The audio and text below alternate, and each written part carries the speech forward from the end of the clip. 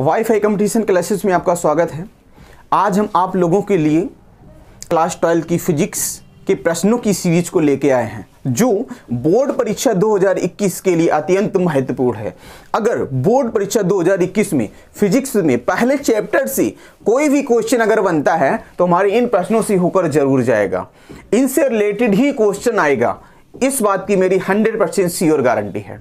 तो अगर आप इस वीडियो को देख रहे हो तो इन क्वेश्चनों को बेटा नोट कर लें या स्क्रीनशॉट ले लें। तो देखते हैं बेटा हमने क्या क्या क्वेश्चन उठाए हैं। तो देखिएगा, सबसे पहला क्वेश्चन बेटा उठाया है वैद्युत आवेश के क्वांटीकरण से आप क्या समझते हैं। तो वैद्युत आवेश का क्वांटीकरण तो आप लोगों ने पढ़ा होगा।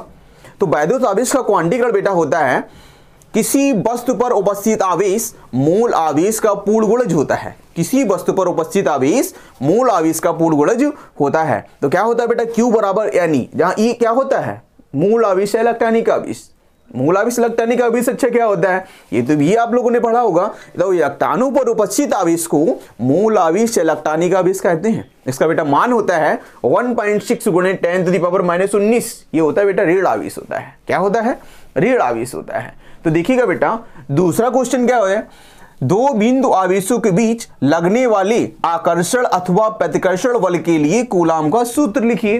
तो कूलाम का बेटा नियम क्या होता है, कूलाम का सूत्र क्या होता है। तो क्वेश्चन तो ये भी कर सकता है ना। तो देखो कूलाम का नियम क्या होता है, देखिएगा किन्हीं दो स्थिर बिंदु आवेशों के बीच लगने वाला वैद्युत बल। तो वैद्युत बल बेटा आकर्षण भी हो सकता है प्रतिकर्षण भी हो सकता है। आकर्षण बल या प्रतिकर्षण बल उन दोनों आवेशों की मात्राओं के गुणनफल के अनुक्रमानुपाती तथा उनके बीच की दूरी के वर्ग के व्युत्क्रमानुपाती होता है।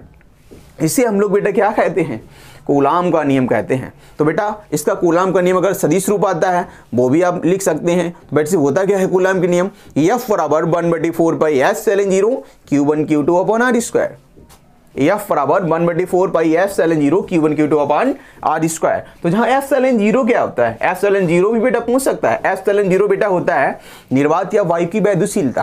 क्या होता है निर्वात या वायु की वैद्युशीलता। तो ε0 का मात्रक भी पूछ सकता है। तो मात्रक बेटा इसका होता है कूलाम स्क्वायर प्रति न्यूटन मीटर स्क्वायर होता है। कूलाम स्क्वायर प्रति न्यूटन मीटर स्क्वायर होता है। अब देखिएगा जो इसका मान भी पूछा जा सकता है कि ε0 का बेटा मान कितना होता है। इसका आंकिक मान बेटा होता है 8.85 × 10⁻⁻12 कूलाम स्क्वायर प्रति न्यूटन मीटर स्क्वायर। तो देखिएगा फिर हमने बेटा अगला क्वेश्चन क्या लिया है। तो देखते हैं बेटा वैद्युत क्षेत्र की तीव्रता से क्या तात्पर्य है। वैद्युत क्षेत्र की तीव्रता से क्या तात्पर्य है, इसका मात्रक तथा विमीय सूत्र लिखिए। इसका मात्रक तथा विमीय सूत्र लिखिए। तो बेटा वैद्युत क्षेत्र की तीव्रता वेरी सिंपल क्वेश्चन क्या होता है, वैद्युत क्षेत्र में स्थित किसी बिंदु पर रखे धन परीक्षण आवेश पर लगने वाला वैद्युत बल, धन परीक्षण आवेश पर लगने वाला बेटा वैद्युत बल तथा उसी परीक्षण आवेश के अनुपात को उस बिंदु पर वैद्युत क्षेत्र की तीव्रता कहते हैं। क्या सिंपल क्वेश्चन था। तो इसको बेटा किससे प्रदर्शित करते हैं, ई से प्रदर्शित करते हैं। अब देखो बेटा इसका मात्रक भी पूछा गया है ना। तो इसका मात्रक बेटा सिंपल होता है। बल का मात्रक क्या होता है न्यूटन होता है। आवेश का मात्रक क्या होता है कूलाम होता है। आवेश का मात्रक कूलाम होता है। तो इसका मात्रक क्या बन गया न्यूटन प्रति कूलाम। कितना सिंपल क्वेश्चन था। अब बताइएगा न्यूटन प्रति कूलाम अगर बेटा विमीय सूत्र की बात करता है तो बेटा बल का विमीय सूत्र होता है mL/T⁻²। क्या होता है mL/T⁻² बेटा -2 होता है और आवेश का बेटा होता है AT। क्या होता है AT होता है। तो देखिए बेटा ध्यान से mL/T⁻² ये क्या होता है बेटा अपॉन AT होता है। तो देखो बेटा ध्यान से T पहले से ही ऊपर 2 था। तो देखो बेटा m को बेटा सेम लिख लेते हैं, L को भी सेम लिख लेते हैं। T बेटा कितना है ऊपर -2 है। एक बेटा नीचे से जाएगा तो कितना हो जाएगा -3 हो जाएगा क्योंकि पहले से 2 एक और विपरीत पहुंच गया ऊपर। तो कितना हो जाएगा -3 हो जाएगा। तो देखो बेटा A और ऊपर जाएगा तो -1। तो इसका बेटा विमीय सूत्र क्या बन जाता है mL/T⁻³ A⁻⁻1। तो देखिएगा फिर बेटा हमने अगला क्वेश्चन क्या लिया है। अगला क्वेश्चन बेटा आपका है वैद्युत बल रेखा किसे कहते हैं तथा इसके गुण बताइए। वैद्युत बल रेखा किसे कहते हैं। कितना सिंपल क्वेश्चन है बताओ ये बोर्ड परीक्षा में। तो देखिएगा फिर बेटा अगला क्वेश्चन क्या होता है, देखिए बेटा वैद्युत द्विध्रुव से आप क्या समझते हैं, 2 उदाहरण भी बताइए। तो वैद्युत द्विध्रुव आघूर्ण क्या होता है पता है, वैद्युत द्विध्रुव आघूर्ण होता है कि ऐसा निकाय जिसमें बराबर परंतु विपरीत प्रकृति के आवेश अति अल्प दूरी पर स्थित होते हैं वैद्युत द्विध्रुव कहलाता है। जैसे बेटा देखिएगा, इसका एक एग्जांपल बेटा ले लें। जैसे आपने देखा होगा बेटा हाइड्रोक्लोरिक अम्ल, जैसे बेटा HCl हो गया, NaCl हो गया, ये वैद्युत द्विध्रुव के ही उदाहरण होते हैं। आगे बेटा देखिएगा अगला क्वेश्चन हमने क्या लिया है। अगला क्वेश्चन बेटा आपका है कि वैद्युत द्विध्रुव के कारण वैद्युत क्षेत्र की तीव्रता का अच्छी स्थिति में सूत्र का निगमन करना है। तो अच्छी स्थिति में बेटा सूत्र का निगमन क्या होता है, तो अच्छी स्थिति में बेटा सूत्र का निगमन आप लोग करेंगे तो बेटा इसका आंसर बनता है E बराबर 1/4πε0 2p/RQ। क्या बनता है, 2p/RQ बनता है। इसी प्रकार बेटा निरक्षीय स्थिति में आपका पूछा जा सकता है, ऐसे क्वेश्चन कर सकता है किसी वैद्युत द्विध्रुव के कारण निरक्षीय स्थिति में किसी बिंदु पर वैद्युत क्षेत्र की तीव्रता का व्यंजक प्राप्त करना है। तो वैद्युत क्षेत्र की तीव्रता का व्यंजक इसमें क्या होता है, निरक्षीय स्थिति में। निरक्षीय स्थिति में बेटा हम इसको बोलते हैं अनुप्रस्थ स्थिति भी बोल सकते हैं। तो बेटा और बेटा अच्छी स्थिति को बोलते हैं बेटा अनुदैर्घ्य स्थिति कहते हैं। तो क्या होता है, निरक्षीय स्थिति का बेटा सूत्र होता है E बराबर 1/4πε0 p/RQ होता है। वह इसका बेटा आधा होता है, वह इसका कैसा होता है, आधा होता है, अच्छी स्थिति का आधा होता है।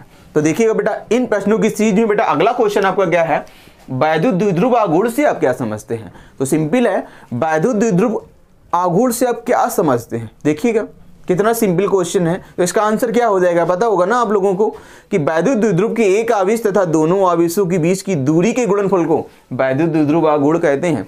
इसका मात्रक क्या होता है, इसका बेटा मात्रक क्या होता है, कूलम इंटू मीटर होता है। तथा बेटा विभव सूत्र क्या होता है, LTA होता है। क्या होता है, LTA होता है। अगर बेटा आप लोग ना ध्यान कर पाए तो लड़की का नाम तो ध्यान रख सकते हैं ना, लता। क्या होता है, लता होता है। तो क्या होता है इसका विभव सूत्र LTA होता है। LTA को अगर इंग्लिश में पढ़ते हैं लता हो जाता है ना।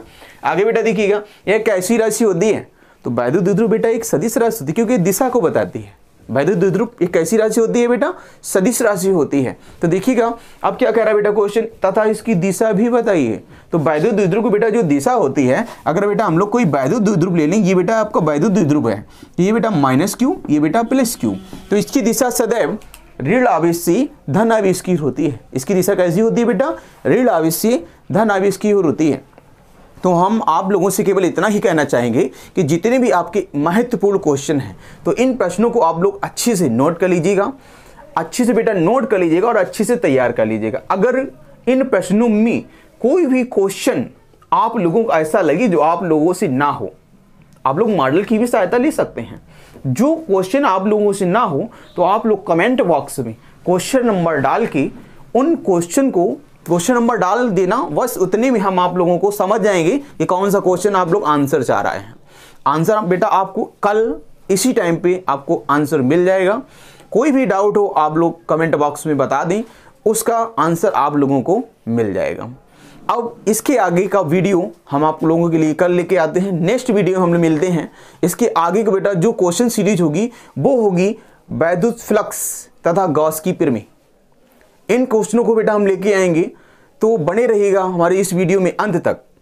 तो देखिएगा पूरा वीडियो वैद्युत फ्लक्स तथा गॉस की प्रमेय। धन्यवाद, जय हिंद। तो लाइक एंड शेयर जरूर करें जिससे हमारा मनोबल बढ़ता रहे। Thank you.